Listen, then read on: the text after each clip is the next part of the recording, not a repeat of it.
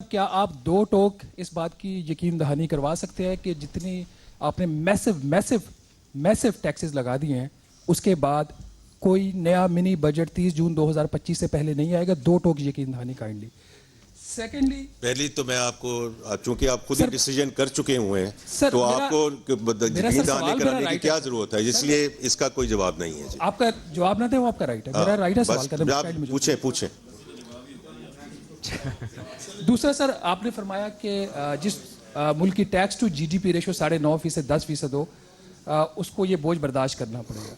मेरा आपसे सवाल यह कि जिस मुल्क की टैक्स टू जीडीपी रेशो 9.5% हो, उस मुल्क के वजीर खजाना को क्या 75 अरब रुपए का एक पार्लियामेंटेरियन स्कीम का बजट देना चाहिए? वो 75 अरब रुपया जो आपने दूध के ऊपर 50 रुपए फी लीटर लगा के इजाफी लगाया, या वो वाला ले लें, या वो 75 अरब रुपया जो हम सैलरीड क्लास के ऊपर आपने टैक्स लगा के लगाया। Thank you very much.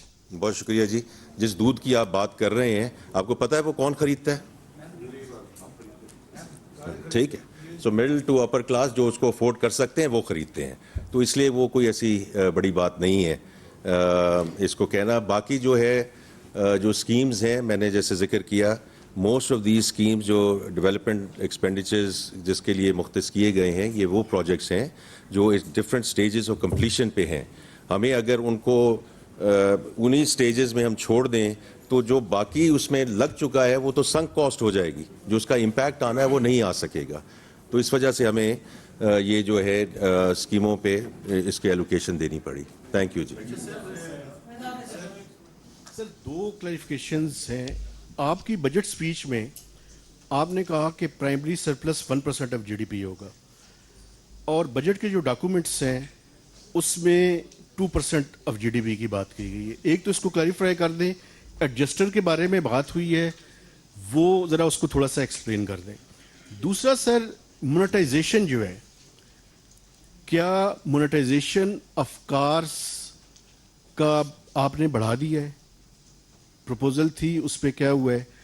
और तीसरा सर, ये भी एक्सप्लेनेशन के तौर पे, आपने कार्स का आपने बढ़ा दिया है, प्रपोजल थी, उस पर क्या हुआ है? और तीसरा सर, ये भी एक्सप्लेनेशन के तौर पे, आप डिजिटाइजेशन की बात कर रहे हैं सर, जब तक टैक्स लॉस के अंदर लेकूनास है तो डिजिटाइजेशन कैसे? आप मसलन में अगर आप कहते हैं, मैं मिसाल दे देता हूं, मैं ये नहीं कहता रेमिटेंसेस को टैक्स करें या एग्रीकल्चर को टैक्स करें, लेकिन कैप्चर तो करें ना किसी तरीके से। आप मुझसे आके पूछें कि तुमने ये चीज कहां से ली है, तो मैं आपको एग्रीकल्चर इनकम का बहाना कर सकता हूं, रेमिटेंसेस का बहाना कर सकता हूं। तो ये डिजिटाइजेशन कभी भी कामयाब नहीं हो सकती जब तक ये लैकूनास मौजूद है। Thank you. Thank you Mehtab साहब। ये प्राइमरी सरप्लस में मैं फाइनेंस सेक्रेटरी को कहूँगा जी, ये एक्सप्लेन कर देते हैं। हमारी जो जिस चीज़ की तरफ हम जा रहे हैं वो ये है कि अगर हमारा 1% से ऊपर जो प्राइमरी बैलेंस जो भी होगा, we will utilize that to pay off our interest payments.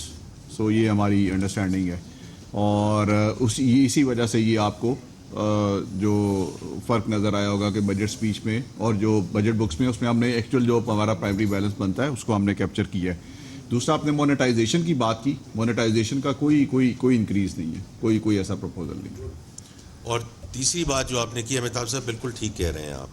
देखें, ये टैक्स लॉज में कुछ टिवाना साहब, हमने इस दफ़ा टैक्स लॉज में कुछ चेंज ला भी रहे हैं, राइट, जो कुछ चीज़ों को जो नॉन फाइलर्स के लिए, फॉर एग्ज़ाम्पल, तो कुछ चीज़ों को तो हम लेजिस्लेटिव एजेंडा में लेकर जा रहे हैं, लेकिन कुछ चीज़ों पे जो मेहताब साहब ने जिक्र किया है, आई थिंक इसको रिव्यू करने की ज़रूरत है। ठीक कह रहे हैं आप।